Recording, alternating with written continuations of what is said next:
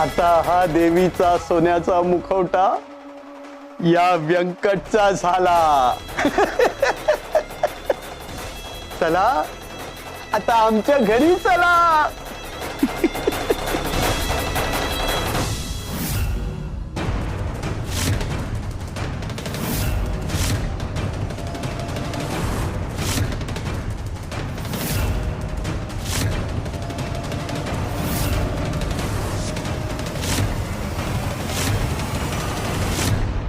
सासूबाई, व्यंकट आपल्या देवी आईचा मुखवटा घेऊन गेला. स्वामी, स्वामी, हे का होऊ दिलं तुम्ही? राधा, हे सगळं आपल्या हातनं घडलंय. आपण रघुनाथला वचन दिलं होतं. राधे, मला वचन दे, काहीही झालं तरी हा मुखवटा तू जपशील. पण तो व्यंकट घेऊन गेला. आता देवीचा कोप होणार आपल्यावर. अहो अहो, मला माफ करा, मी मुखवटा वाचू शकले नाही.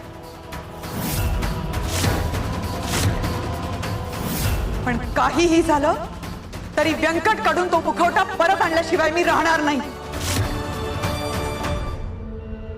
सासूबाई,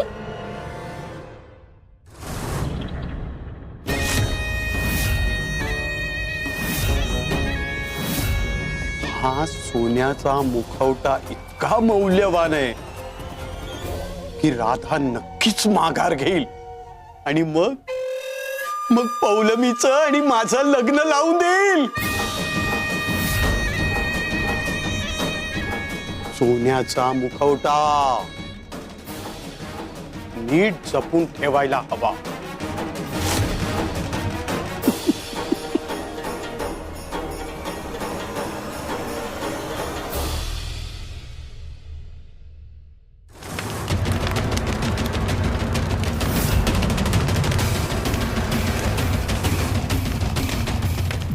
आग आग कशी लागली इथे?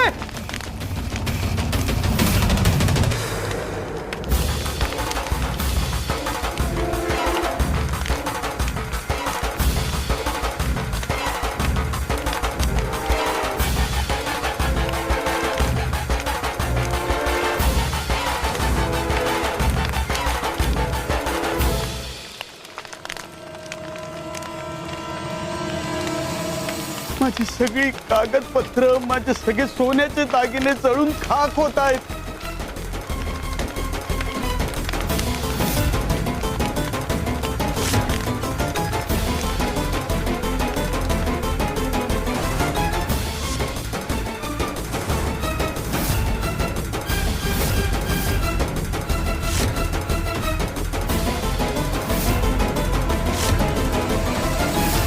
हे कसं शक्य आहे? माझी सगळी कागदपत्र, माझं सगळं सोनं नाणं जळून खाक झालं. पण देवी जशीच्या तशी आहे.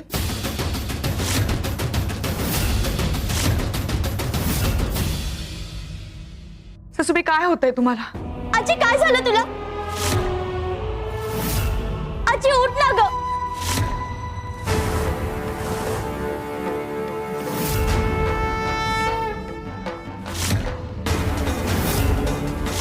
स्वामी, स्वामी, बघा ना, सासूबाई एकदम चक्कर येऊन पडल्या. बघा ना, बोलत पण नाहीयेत. राधा, शांत हो, काळजी करू नकोस.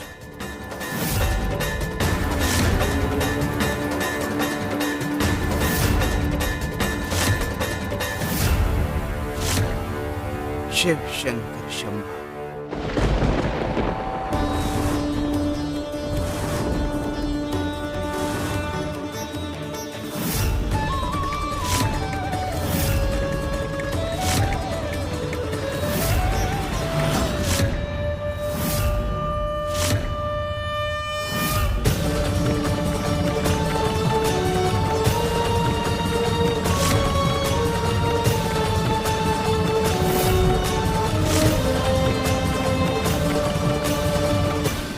स्वामी, तो व्यंकट देवीचा मुखवटा घेऊन गेला. आम्हाला देवीचा मुखवटा परत मिळवून द्या स्वामी. स्वामी, आमचा देवीचा मुखवटा.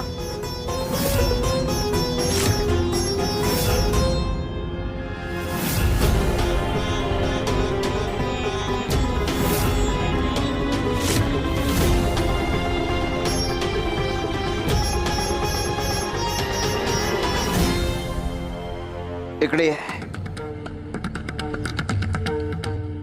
बघ या दिव्याकडे.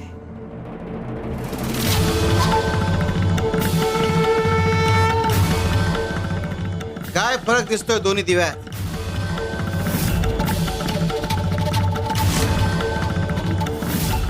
स्वामी, तुम्ही काय सांगू पाहताय? मला कळत नाहीये. शिव शंकर शंभो.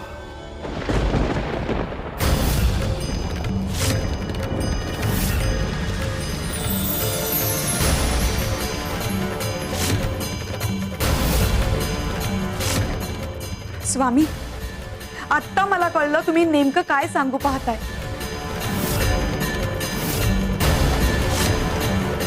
श्री स्वामी समर्थ. अचूक ओळखलंस राधा.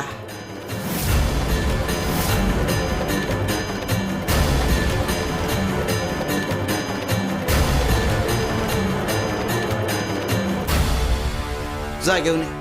हो स्वामी, घेऊन येते.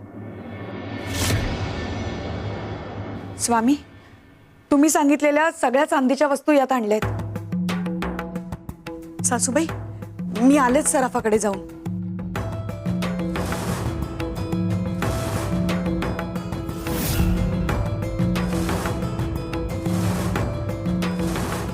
स्वामी, राधाच्या मनात काय चाललंय काहीच समजत नाहीये. तिच्या मनातला अंधार दूर झालाय. तिला प्रकाशाचा खरा अर्थ कळालाय. तिला देव कळालाय. शिव शंकर शंभो.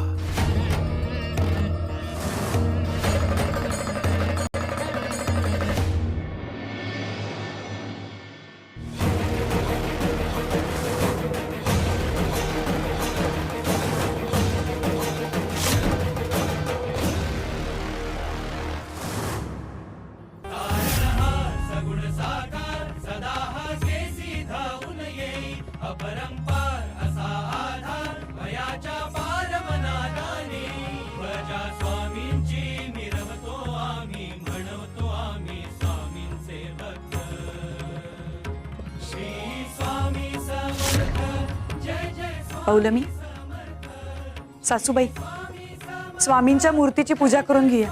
हो आई.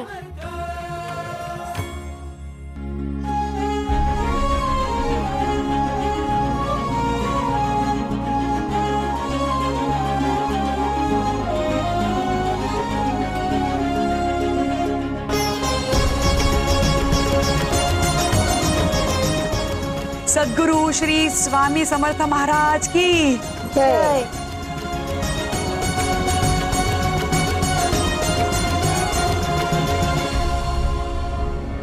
सासूबाई, अहो अशा दुःखी होऊ नका. एक गोष्ट लक्षात ठेवा, देवी आईचा मुखवटा जरी आपल्या घराबाहेर गेला असला तरी स्वामी आपल्या सोबत आहेत. अहो देवीचं स्थान इथेच आहे आणि देवीचं हे स्थान इथून कुणीही हलवू शकत नाही. आदी माया स्वरूप असलेल्या स्वामींची स्थापना मी आपल्या देवघरात केली आहे. स्वामीच आदी माया स्वरूप आहेत आणि ते आपलं रक्षण करतील. सासूबाई, अहो दिव्याच्या उदाहरणातून स्वामी आपल्याला हेच समजावू पाहत होते. स्वामी, मी तुमच्या साक्षीने शपथ घेते, आमचं घर आणि आमचं शेत मी वाचवणारच. या घरात यांचा जीव अडकलाय.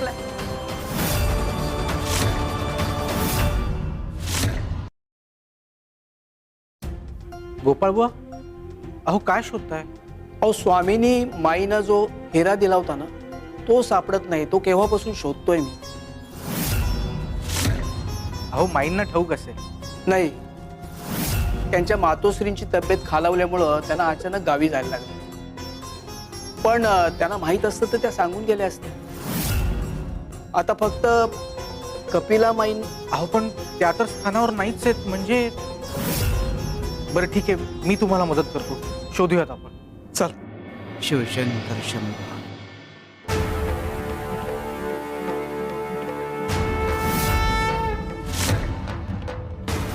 काय रे, हिरा हरवलाय ना?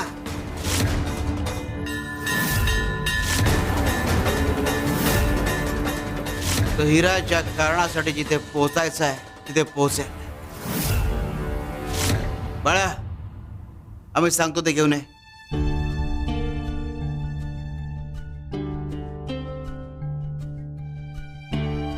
जा. जशी आज्ञा स्वामी.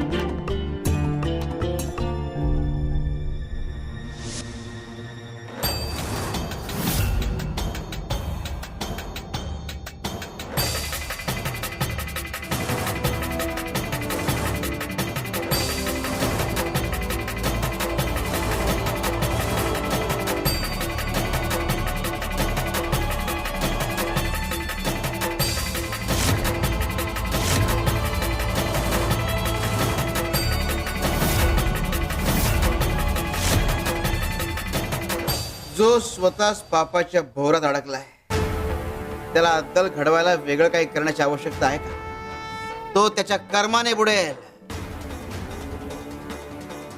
अरे शर्यतीत धावताना समोरची व्यक्ती कशी धावतीये, काही लबाडी करते का, हे बघण्यात वेळ वाया घालवू नका.